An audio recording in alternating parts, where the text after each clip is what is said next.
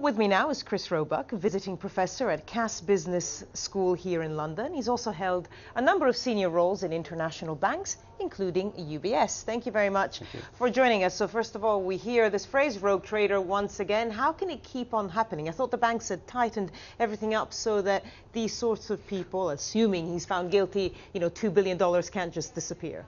That is actually the big question that I suspect the banks are asking themselves as well, because there was an assumption that post-Leeson and post the financial crisis, the systems were significantly tightened up.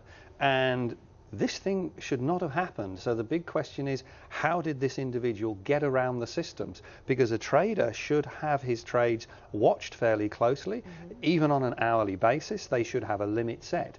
And how this individual got to this level poses big questions, not just for UBS, but for other banks who may be utilising the same risk systems.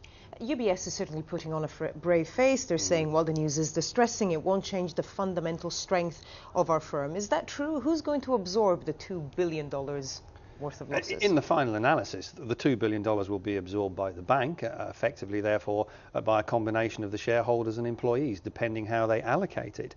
The bigger problem is that with this particular institution, it's not just about the money.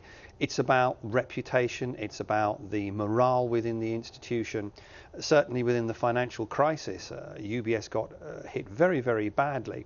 And because UBS had a reputation for conservatism, being a Swiss bank, for very good risk management prior to the financial crisis, all of that had a significant psychological impact on people in the bank.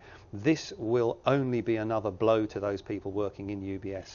You've worked in many international banks in senior roles, including UBS. Is there a difference in how UBS's perception of itself is because it's a Swiss bank, for example?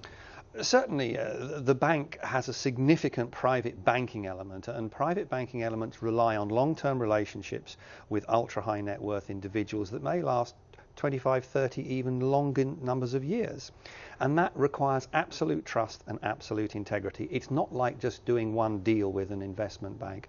And therefore, whilst the financial impact of this on the investment bank might not be that significant, the psychological impact on the private banking side may be.